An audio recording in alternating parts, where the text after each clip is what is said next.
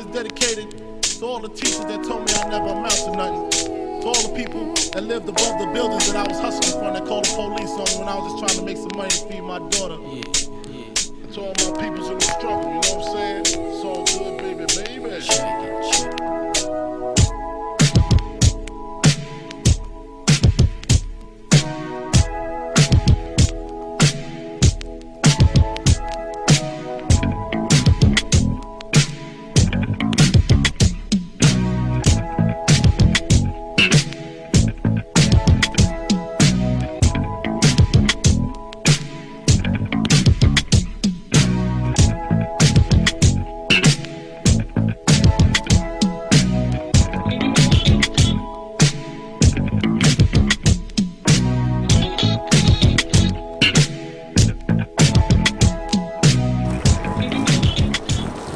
Bienvenue au Parlement européen.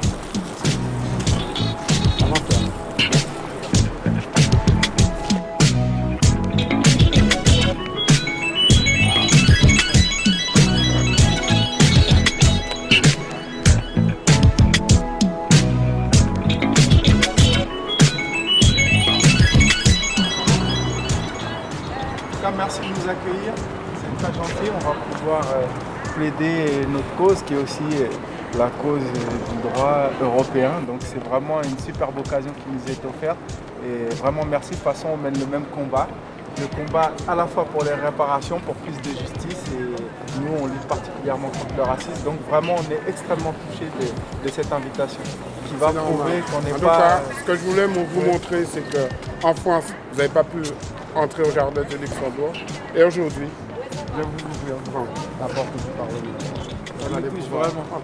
Comme ça, on saura tous que c'est pas nous le problème, on n'est pas des terroristes, mais c'est bien la France qui n'accepte pas de regarder certains problèmes en face, et notamment la négrophobie. Donc merci encore, on est extrêmement touchés. Voilà. On va rentrer au Parlement. Merci encore.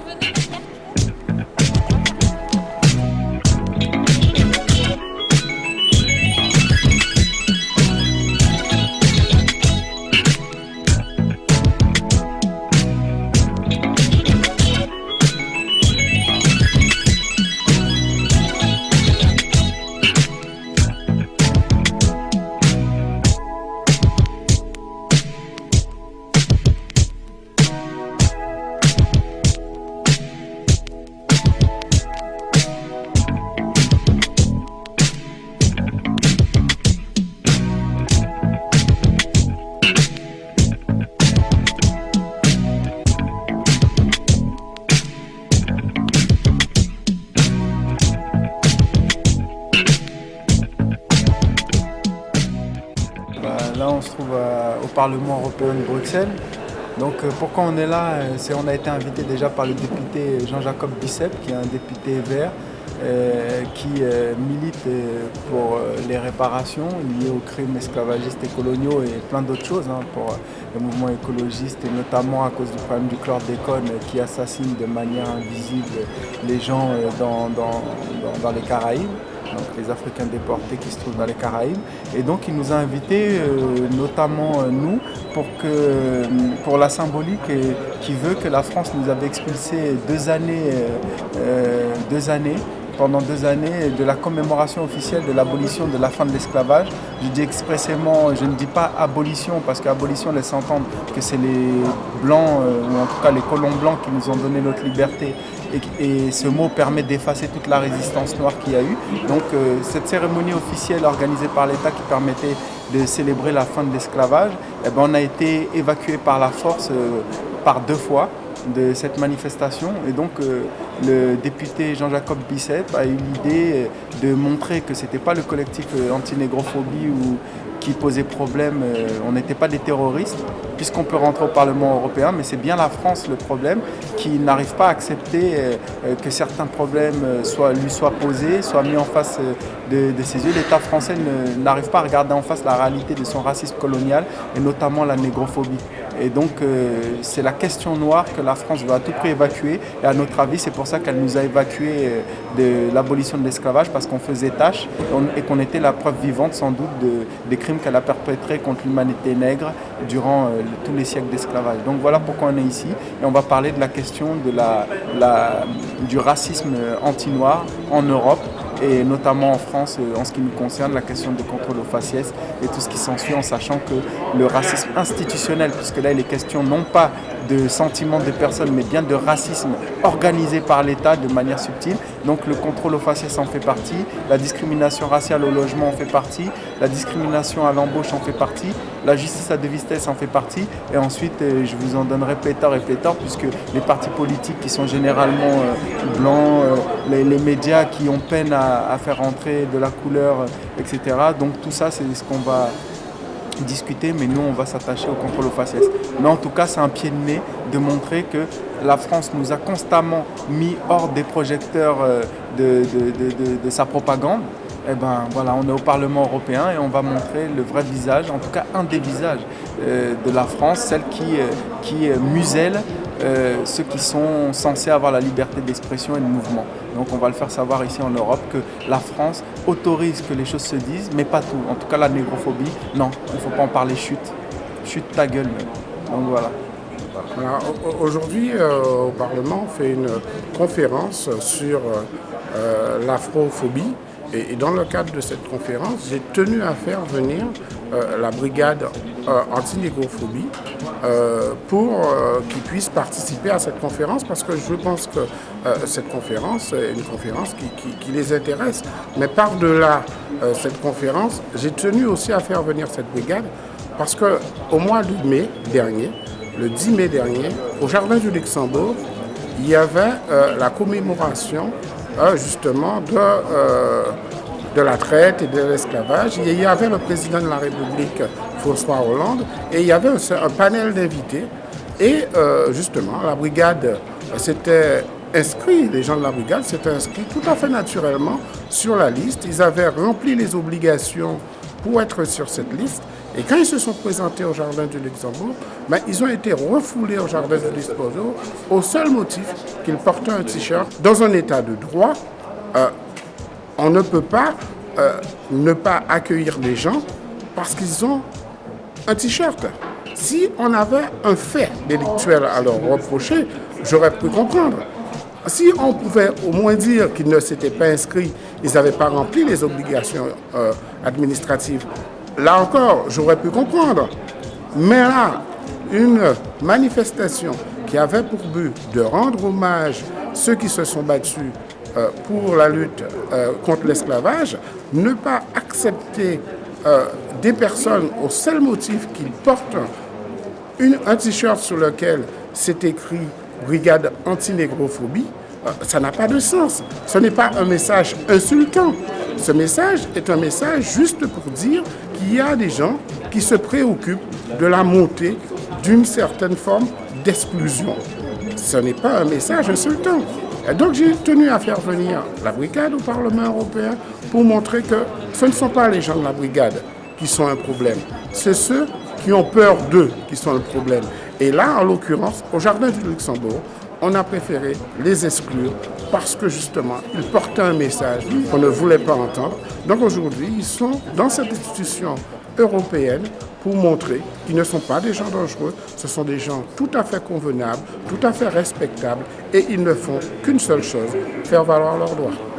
Que certains ont peur de ces jeunes qui affichent un t-shirt, qui abordent un slogan, et comme la question qu'ils posent les gêne, ils préfèrent cacher ces personnes pour nier l'existence du problème. Mais de toute façon, l'existence du problème, il est là. On vient de voir une élection par cantonale gagnée à 53% par un candidat du Front National. Donc on ne peut pas nier l'existence du problème. Donc ces jeunes ont le droit de s'affirmer tels qu'ils sont.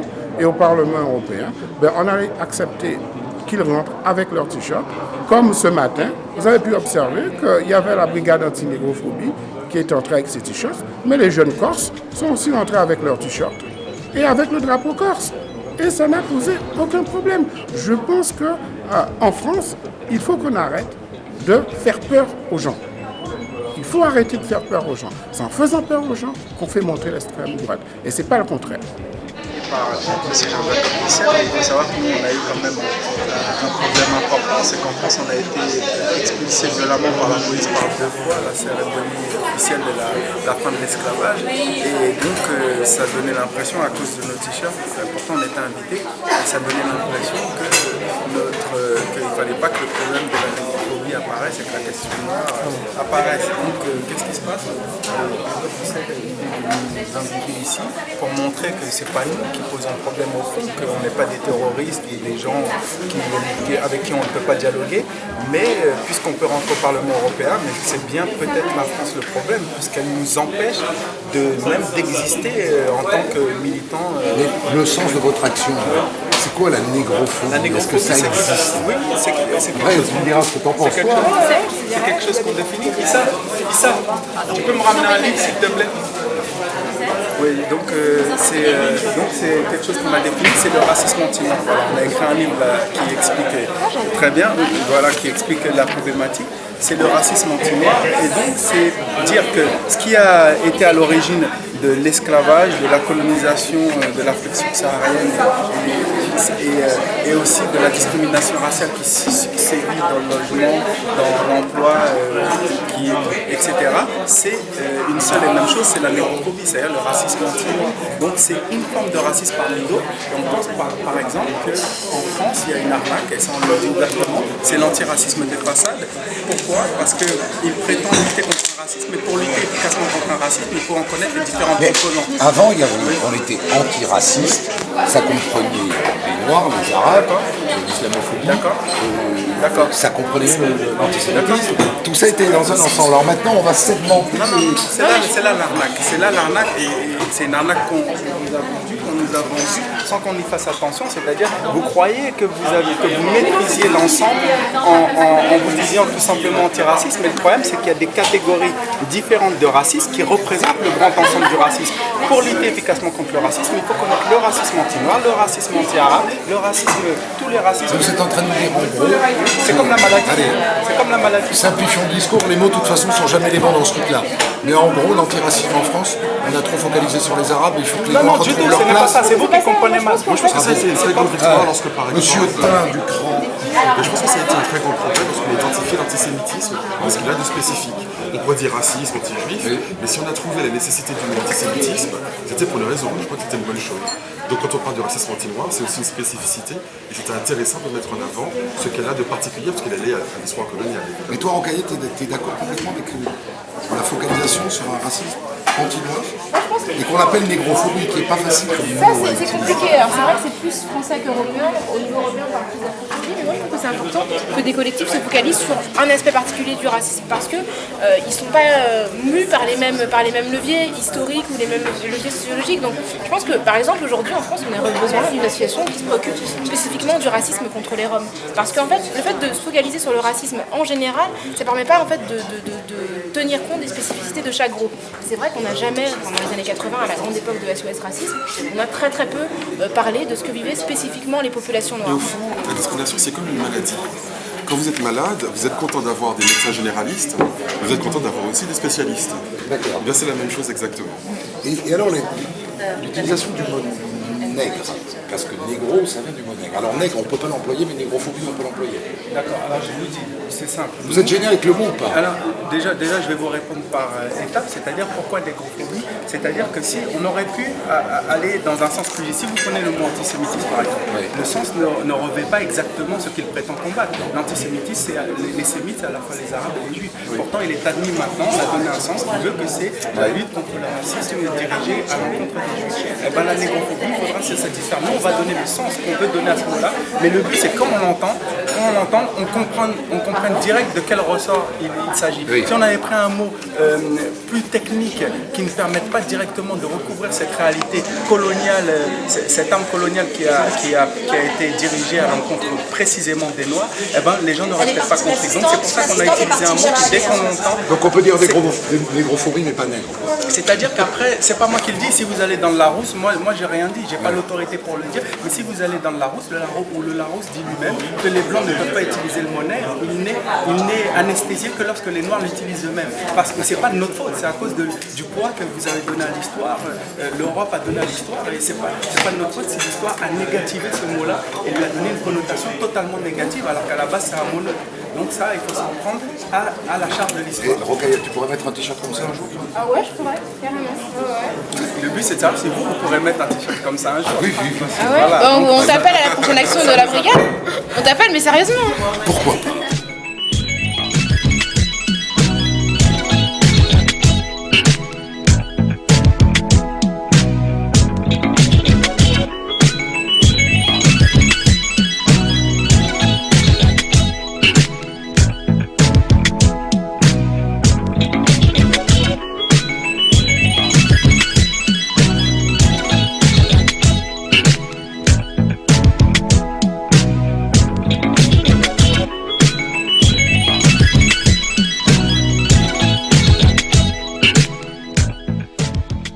Nous vivons des réalités ici, aujourd'hui, en Europe, où nous assistons effectivement à un certain repli de la société européenne, un certain repli identitaire, et les personnes, particulièrement les personnes d'ascendance noire, les personnes européennes noires, connaissent des difficultés particulière. Alors il y a beaucoup de formes de racisme. Cette forme de racisme est une forme de racisme particulière et sans faire de hiérarchie et sans catégoriser par ordre d'importance, nous traiterons aujourd'hui la question de l'afrophobie, mais bien entendu nous sommes tous contre toute forme de discrimination et contre toute forme de racisme, quelle que soit la communauté ou la personne à laquelle c'est adressé.